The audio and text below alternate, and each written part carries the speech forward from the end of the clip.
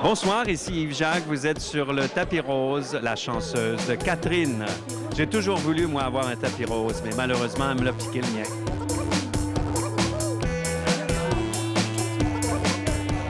Février égale rendez-vous du cinéma québécois et c'est ce soir à l'Impérial qu'on célèbre l'ouverture avec le film La dernière fugue de Léa Paul, un film sur le suicide assisté, sur le quand et surtout le comment on doit mourir, comment on veut mourir. C'est avec Jacques Godin, avec André Lachapelle, avec Yves-Jacques et avec Alyosha Schneider. Bienvenue sur le tapis rose de Catherine.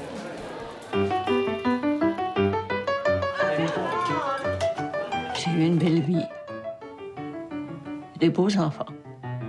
Et maintenant, je suis devenue la mère de mon mari. Bonsoir, Jacques Godin. Bonsoir, André Lachapelle. Bonsoir.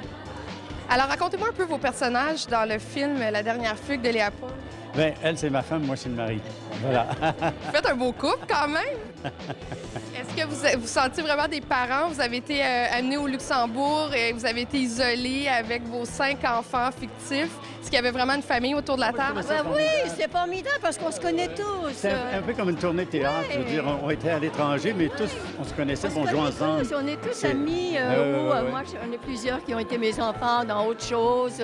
Il y en a à qui j'ai enseigné à l'École nationale. Alors, c'est une famille. Ah oui, c'est agréable, oui. Tout le monde aime Jacques. On l'aime. Non, mais j'ai appris à le connaître, je dois dire, à travers cette production. On était au Luxembourg pendant un mois et demi, hein, donc à se côtoyer tous les jours. On finit par créer des liens très, très forts. Puis la famille Lévesque, elle s'est vraiment faite là-bas. Et il est rendu mon frère, quoi.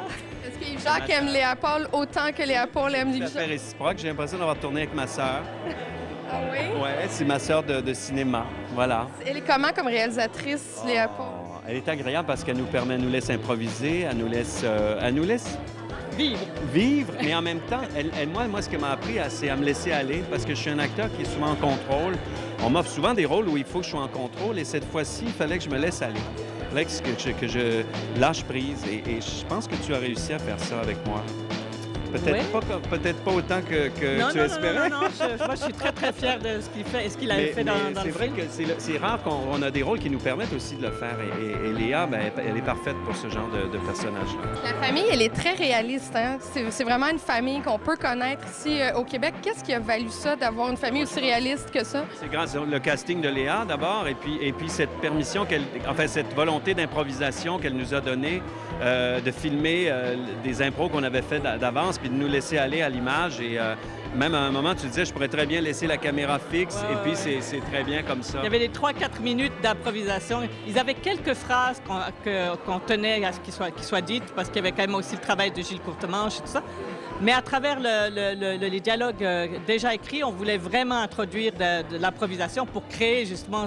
Autrement, ça fait théâtre. On a appris que le comédien Saint-Michel Lonsberg était malade 15 jours avant. Il devait se faire opérer. Alors, lui a pris ça à pied levé alors que c'est un rôle épouvantable, très difficile. Jacques Godin, c'est un bel accident qu'on ait changé d'acteur. On avait un très, très bon acteur. Je pense que Michael Lonsdale est un acteur très, très, très fort et très intéressant en Europe. Mais pour le film, pour le Québec, pour la famille Lévesque, je pense que le choix de Jacques Godin, maintenant, s'impose de façon tellement nette et claire que je peux même plus imaginer qu'il ait pu y avoir un autre acteur pressenti, quoi. La dernière fugue, un film de Léa Paul, prendra l'affiche le 26 février. Bon cinéma. C'est quand même un rôle de composition. De sensibilité, mais bon, de composition, parce que j'ai une blonde. La petite partie. Mais sinon, c'est tout.